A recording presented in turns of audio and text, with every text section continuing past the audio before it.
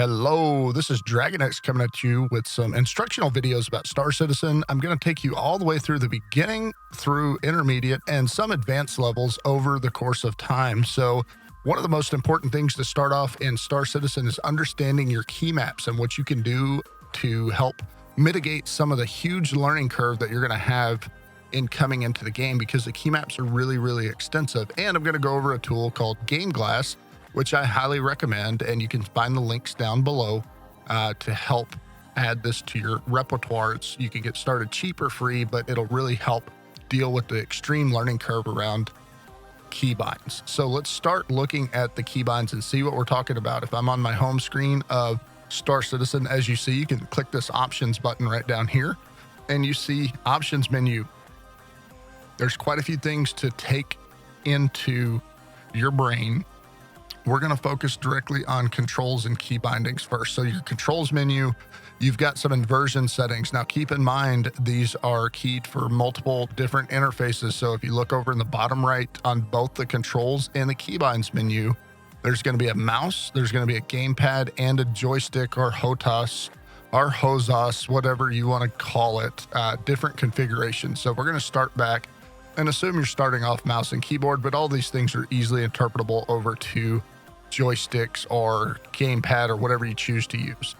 When you're first looking at the controls, you can see there's quite a bit of inversion settings. So do I want to invert my view? And you can just see here's on foot, flight, free look mode, and then just your overall view. Once you get down past those, you've got turret, which are important, any vehicle manipulations, and you can see the tree is lined up like a normal, any type of normal data tree, if you will. So if I uncheck inversion, it literally closes out all those different options. But as you can see, it's pretty in depth as to how that goes. So make sure you're comfortable with your inversion settings here.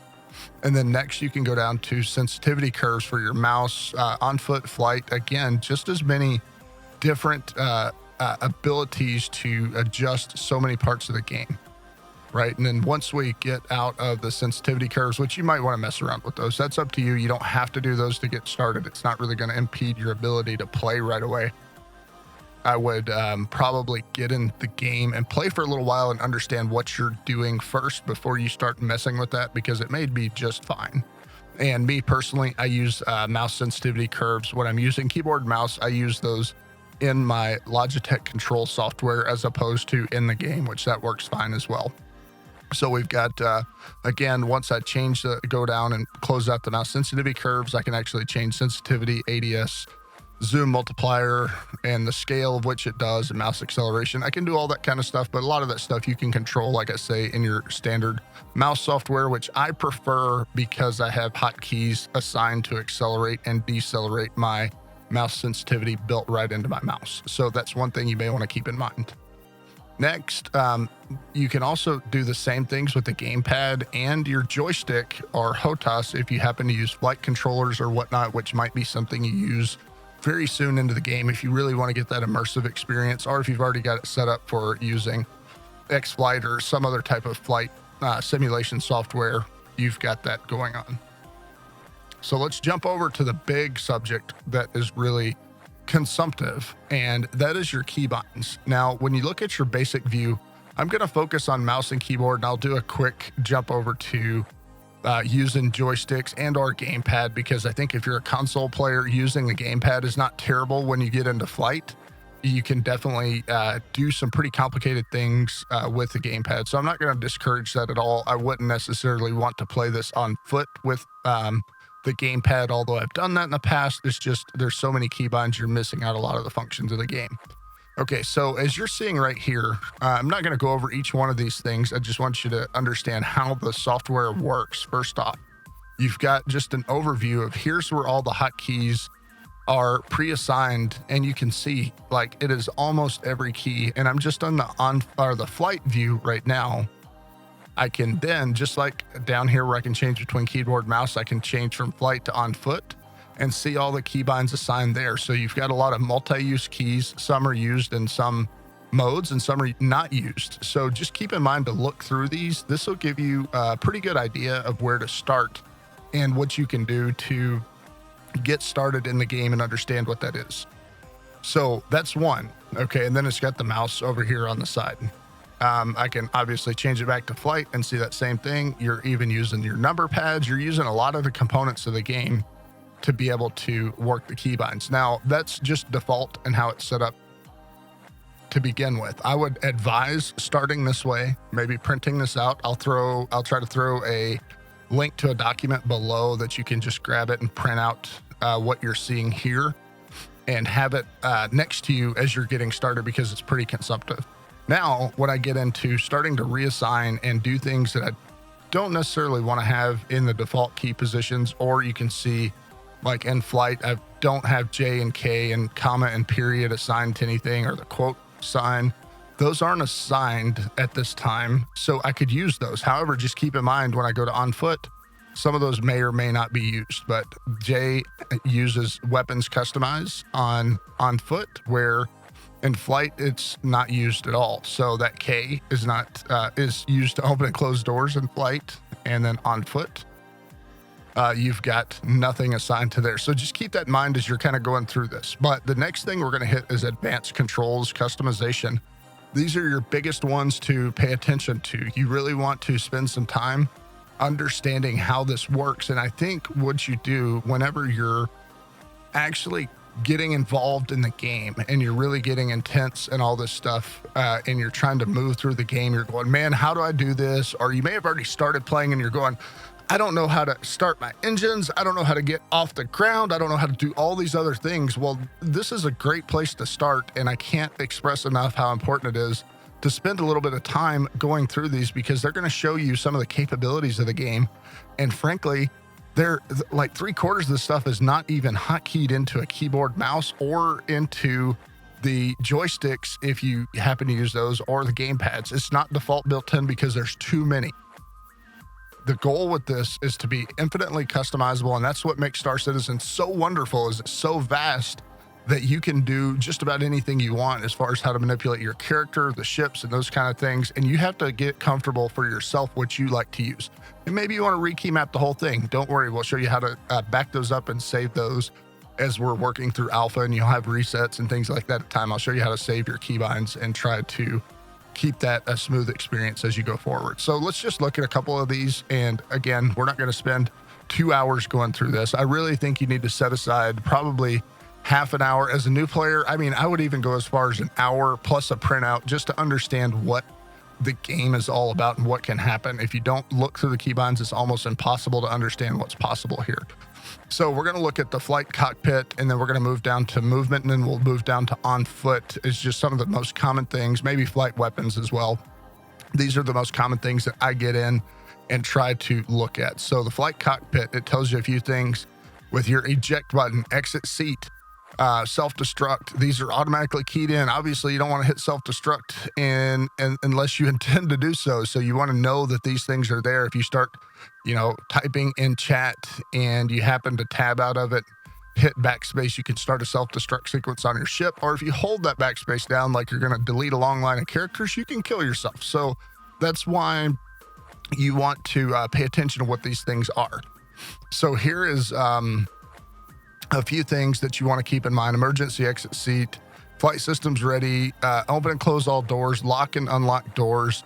Those things are pre-keyed into this, but you can see you don't have to have it as a toggle. You can just say L. You can easily click this, right click it, and it will unassign the key. And then I can double click that unit and push L, and then bang, we've reassigned that now L will only lock doors. It will not unlock doors. So it's that simple to set your keybinds. I'm going to re-keybind it back the way it was so I don't get confused later as to why my doors are not unlocking. But there you go. That's just the flight cockpit. You just want to look through these.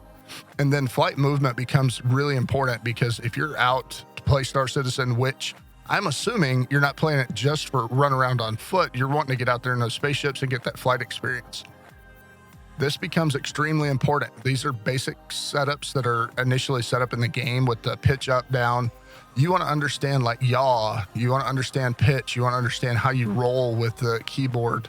Again, you can switch this over, and there is such a huge not even controversy, but variation of how you want to set up your keybinds when you get to the more complicated things like the gamepad, or if you want to go over to the joystick HOTAS view and I look at that same thing in flight movement, right? And you're seeing that people change these keybinds continuously. You can see here that I've got input 3, I've got input 2, I've got the keyboard inputs still work while these are working because there's 2 sets of joysticks attached to mine, which one is a rudder pedal set and one's actual joystick and thruster.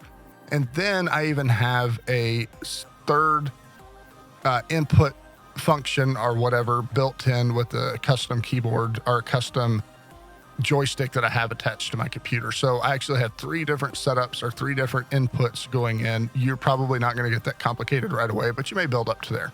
You just want to know that it's there. But let's get back to the keyboard mouse. And as you're flipping through here, there's all these things that you've got to pay attention to. The next one being flight weapons. You want to know how to fire weapon group 1, fire weapon group 2. Maybe you want to key those differently. Sometimes you can see like acquire missile lock. It's always been crazy to me, but the default is that it's middle mouse button. Okay. I don't use those. I don't use it in that period, that sense. I use the comma as an acquire missile lock and a launch missile hold as a period. So I've got it on 2 separate keys. When I go to lock a missile, I can just tap my comma and then hold period to shoot. Those are unassigned if you remember going back into the control or going back into the overview. The next is your flight defensive. There's always some bugs, but you have the ability to shoot countermeasures. You can change your shield variations directly from the keybinds that are already assigned. So just keep in mind, it gets really, really complex. And if you don't at least have a general idea of how this stuff works, it's going to be overwhelming. You're going to find yourself failure to launch on multiple occasions. Plus also you're going to have a really difficult time fighting inside the game. So spend some time here. And then we go down to on foot. You can see it's just as complicated. You get your normal WASD for movement, spacebar, jump. These are pretty common with most games where you're running around on foot. Just keep in mind, you want to look at those. There's a few different options that aren't necessarily keyed in all the time. You know, you got to walk that's not keyed in, although we know that using W moving forward is the same thing. Right. So basically I can go through here and you can see select sidearms. All these things are keyed. Remember, going back to the main screen that we first looked at, there's a lot of keybinds. Okay. So now the next thing I'm going to talk to you guys about, because again, this is just to get you started. I just want you to start understanding how complex this is. So you will spend a little bit of time working with this before you jump off into trying to jump in your ship and run around and wonder why you can't get it off the ground, you can't find it, you can't do all these other things. So the next thing I'm going to talk to you guys about really quickly is getting into understanding the tool called GameGlass that I mentioned right away at the beginning and what that does for you. There's such a great advantage for having this because it takes down the number of keys that you have to learn. You're seeing it pop up on my screen right now. This is actually my iPad that is mirrored onto the screen. I'm going to blow it up for right now so you can see this a little bit more clearly. But it takes care. It's not anything just crazy complicated, but it just keys in those basic commands into a visual tool that you can click and use those. You can see across the top, you've got flight controls. So you're able to make your ship flight ready by clicking that. You're able to initiate spool to do quantum jumps. You're able to engage quantum right here in the center. Gets that cool little sound effect that goes with it. You've got a look behind function. You've got all this stuff that's just flying the ship and moving around. And then you've got quite a few along the bottom, like I was showing you, the lock and unlock. It's got those built into it. Now, when you initially install GameGlass, you will have to download a control profile and it goes into here and it will save to your game. And we'll come back to that later about how you save your own control profiles if you change some things. So here is the flight. If you're in a flying vehicle, spaceship, this is the control panel at the top. Under systems, you can click vehicles. And now this is for driving a land vehicle within the game. You've got a whole nother set of options and keybinds that are in here, and these take care of the most important ones that you're going to commonly use. So maybe it nerfs that curve that you're going to have on learning where all the things are assigned. Not necessarily that you want to stay with it forever. It's just been a great tool to simulate keyboard actions and things like that. So what's really cool is like if you move up to flight sticks or if you go to gamepad, you still have a lot of keybinds and you don't necessarily have to use the keyboard to get those done. It's just a great helpful tool. Then you go into combat, like if you're in a fight, you can actually do things that are hotkeyed in. Again, it's not using any magic that you can't do with your keyboard. It's just giving you a visual cue on how to do this. So I can actually move my power distribution around by moving this guy, which is an important thing in the game as you advance. And then I can move my shield distribution by saying, hey, I want a little bit more power to the front shields, and it will replicate that in the game. Okay, so still using keybinds and all that kind of stuff. Then you can target and do all that stuff. Now, there's a lot of social emotes and things like that. That's also built in. If you see, I'm tabbing across the top of those things, and it actually gives you an ability to, we can do some of the kind of fun stuff. Like I can hit bow and it will bow in the game. So you get all the emotes built in. That's pretty cool. Just some fringe benefits. You've got the director mode, which if you have played Star Citizen you will understand that the beauty of the game is one of the most important things about it. And there's a lot of people, including myself, who like to go around and just take videos and screenshots of the in-game play because it's so beautiful. Next, we've got gallery, which you can take screenshots and review those right here on your tablet.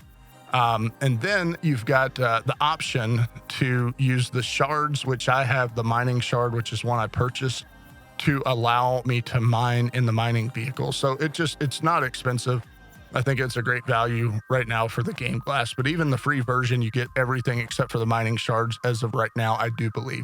But I'll put a link in the description below on how you access that, and I'll try to get like a basic key binding file or whatnot that you can see how they initially or how they work, and you can print that off or whatever you want to do. I'll try to put it on a Google Drive so you can grab it at any time and just print that out. So anyway, that's the first review on how you get started. Before you do anything else, I really suggest spending some time, whether it is in using GameGlass. If you decide, hey, I don't want to do that, or I don't have a tablet, and it works on tablets and phones, Android and iOS. It works actually in a web browser as well if you just happen to have a second laptop or whatnot that you want to use. So it's pretty diverse. Go ahead and click the link below and look around at it. If you want to use it, great. If you don't, fine. No big deal. It's just going to help you on that initial curve. Maybe you've already been playing for a while and you don't need to adapt it.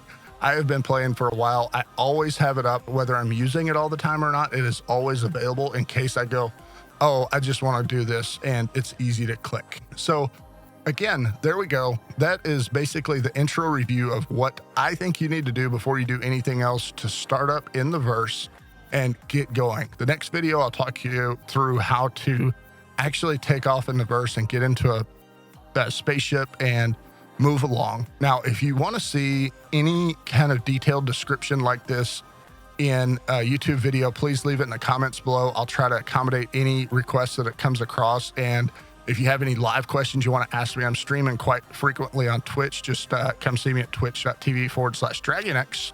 You'll see that in the opening and closing credits of the video. So make sure you come by and say hi if you've got some more specific questions or you want some more detailed answers about how things go. But that's what we got for today. Until next time, this is DragonX signing out. Thank you very much and have a great day and fly safe.